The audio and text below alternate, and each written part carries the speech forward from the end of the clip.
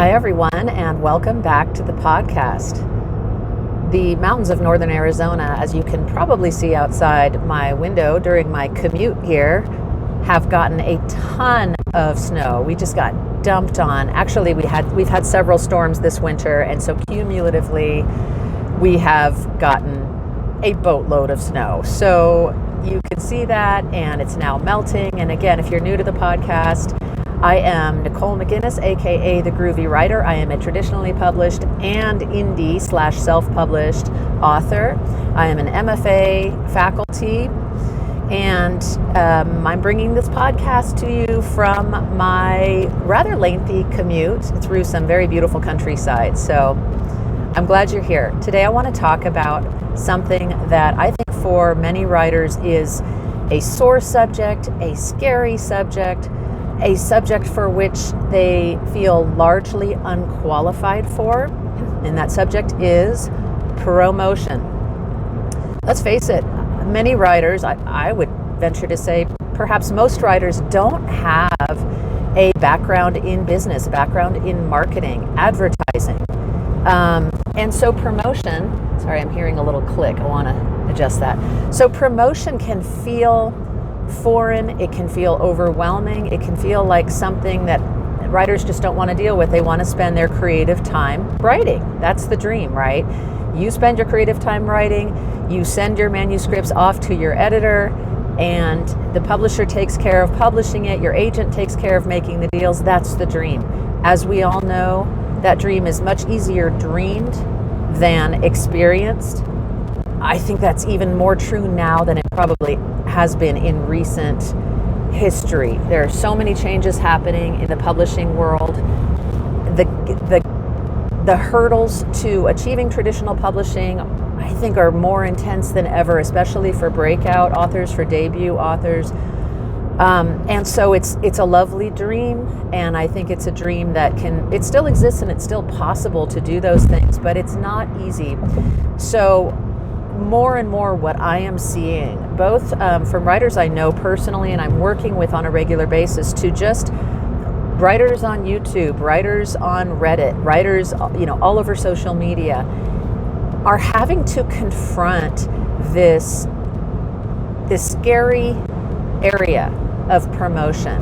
And I think it's a good thing. I think it's a healthy thing. I think another thing we're also seeing in both the traditional publishing and indie publishing realms is there are so many resources out there, as with really all things writing related. There are so many good resources out there for anyone who wants to or needs to take on their own roles in promotion of their own work. So technically speaking, it's very doable. There are so many people out there to help you with the nitty-gritty, with the nuts and bolts of how do you promote your own work.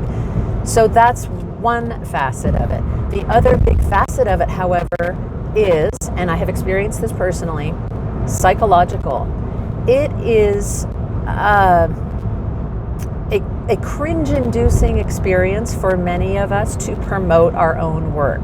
Again, getting back to that dream that I think many writers have, you write the work, it organically gains traction, it organically is discovered, it gains popularity, and it becomes a breakout bestseller.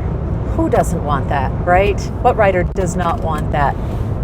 I will tell you though, due to my experience in the traditional side of things, the traditional side of publishing, even those books that seem like they are organic bestsellers, they just caught on, word of mouth happened, and before you know it, everyone has read this book, everyone is talking about this author, and an illustrious career is born. Even for those books, a lot of marketing has gone on behind the scenes. A lot of promotion has happened. There has been a whole marketing plan. There has been paid promotions everywhere. The books have been sent out widely to trade reviewers, which are the big reviewers like Kirkus, Publishers Weekly, Booklist, etc., and book bloggers and whoever is currently influential in the book world. Trust me, those breakout overnight sensation bestsellers, that's not an accident that has happened. Now, I do think some books are so fantastic, and I have read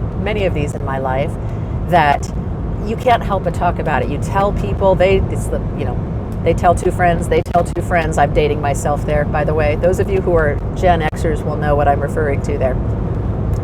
There are those books, and I love that. And that's so inspiring when you see that a book is eliciting such an amazing response in readers across the state, across the country, across the globe. But still, those books have a marketing push behind them. So how do we overcome this psychological hurdle? Well, I confronted this dragon head on this winter. On the traditional side, the literary agent who represents one of my traditionally published novels reached out to me and to the publisher, and we talked about a marketing opportunity for my novel 100 Days, which is a young adult novel that came out several years ago. But again, marketing is ongoing, as you will discover when you dive into this world. And so on the traditional side, we had some marketing opportunity and some marketing happen from the publisher. And then on the indie self-publishing side, with the two books that are under my own imprint, that is Brianna on the Brink, which is originally traditionally published, but the rights reverted to me, and then my novel for adults, The Gilead. For both of those books, I have had to really tackle promotion of those books. And yes, I'm one of those people for whom that is cringe-inducing. I didn't initially like it. I have learned to relax a little bit, though, and to enjoy it, and to see that catalyst of promotion can be a catalyst for organic growth.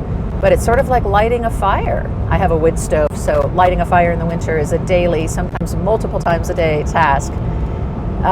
You have to get it started, and then it catches, and then it gets going. And that's really one way to think about promotion for those of you who know you need to do it if your book is going to gain a readership, but you're feeling not so great about it. So back in last fall, I was the recipient of a marketing grant, which was a pretty unusual and pretty excellent experience, honestly. I had never been a grant person, which is to say I had never pursued grants for my writing. I've always known they were out there, even ever since I was a student. But it just hasn't been a venue that I've explored. I've chosen to put my energies elsewhere. And so this was a new experience for me. It was an experience that arose, and I applied for this marketing grant and had to write up a whole sort of a mini business plan for it. And I was awarded the grant, and that was very exciting until I realized, wow, I have never done this before. How does this work? So on top of keeping track of the funds for grant reimbursement purposes, those of you who work in fields where you subsist either partially or completely off of grants understand you have to keep very good records. On top of that, I had to figure out how to spend this money. Sounds like a good problem to have, was a good problem to have, and the sort of truncated time frame I was working within, the course of a few months, meant that I had to just dive in head first. I did not have time to sit back and wallow and worry and wonder how I was going to do this. I didn't have time to do a whole lot of research into the most effective way to use grant money, but I had already done quite a bit of research regarding marketing. So I actually had a list of websites that I wanted to use. BookBub, of course, is a huge one that you'll hear talked about a lot if you're an indie author. Traditional publishers use it as well. So BookBub was one. That was one of the big ones. Of course, Amazon ads, which that's a whole episode in itself, because I really have to do more research before I dive into tackling Amazon ads. It's actually, I found it to be a quite complex and non-intuitive experience, but still, I got some good results from that. I may do an episode where I break down exactly which websites and which services I used and what the results were, because some results were better than others. I found Bargain Booksy to be excellent. I have used them now several times. My results have been excellent through Bargain Booksy. And again, I don't want to try to talk about each one individually, A, because I'm driving and don't have my numbers in front of me, and B, because that's just another episode, excuse me. So, the long and the short of it is that I'm I have come to a place as an author in my career where I realize promotion is necessary. Some might consider it to be a necessary evil. Often there is the experience hurdle to overcome, and that's just a matter, again, of researching, getting online, finding the resources you need to learn how to do this, and realize that the experience, as with so many things in life, is cumulative. The more you do it, the more you learn, and that self-education can really start to build. And before you know it, you have some decent tools at your disposal.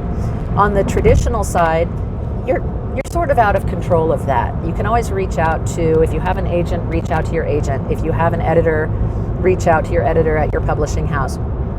Honestly, in my experience, and I've been in traditional publishing since about 2011, but really my first book came out in 2013, Brianna on the Brink. My experience has been, yes, as the author, you can make suggestions. Yes, they want you to be on social media. Yes, they want you to be doing, and by they, I mean the publisher, want you to be doing your part to market this book. But at the end of the day, promotion is largely out of your hands. You can't, for example, just put your traditionally published book on sale as you can when you have self-published it. You can't run promotions through websites through your traditionally published book and pay for it and track the numbers and take charge that way. That's typically, I'm not speaking for every single traditionally published book scenario, but typically marketing is in the hands of the marketing department at your publishers. This can seem like a great thing because, hey, it's out of my hands. I don't have to worry about it. But I'm also here to tell you it can be frustrating because when you do see a marketing opportunity, and this has increased for me as I've gotten into the self-promotion for my self-published books, and I realized, wow, these opportunities are really everywhere. When you see that with a traditionally published book, you are hamstrung. You really can't do a whole lot with that unless you get the approval of your publisher. It's widely known that budgets are tight and publishers tend to reserve most of their budgets for the top-selling authors, their top-selling titles. So there's always pros and there are always cons, and I just want to encourage anyone who is feeling that lack of experience and or feeling that, wow, some big potholes here from the recent storms, feeling that psychological barrier to promotion because it just feels weird and maybe desperate to promote your own work. I just want to encourage you that it's A, necessary, and B, it can be actually a pretty interesting pursuit if you are open to learning and you're open to trying something new and you're open to challenging some very core emotions that might arise around that. In that, again, there could be embarrassment, there could be a little shame, there can be a little sense of this isn't how it's supposed to be, someone else is supposed to take my brilliant work and run with it.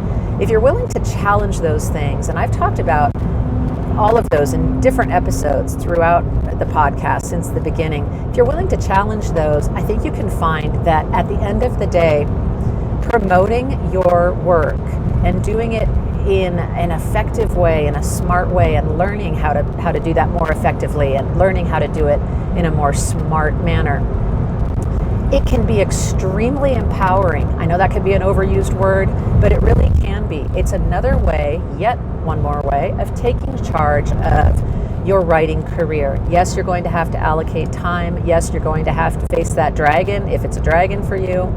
Psychologically, yes, you're going to have to learn and to try things and to be willing to fail occasionally, right? That's hard. But I'm here to tell you it is worthwhile, and the results can be really quite thrilling. They can be really quite satisfying. So I'd love to know if you have any questions about promotion, either the psychological aspects of promoting your own work as a writer or the technical aspects. I'm still on this learning curve. I plan to be on this learning curve for years to come. So there are people out there who know much more about the nuts and bolts of promotion, people with degrees in business, a lot of marketing experience, people who currently work or have worked in the marketing departments at publishers and in other industries. There are many of them out there who have a much much more depth and breadth of knowledge of marketing than I do, but I have my own little niche, and I'm happy to answer any questions that I can. If you have anything you'd like me to address on a future episode, please let me know. I hope you have a great day. Happy writing and happy promoting.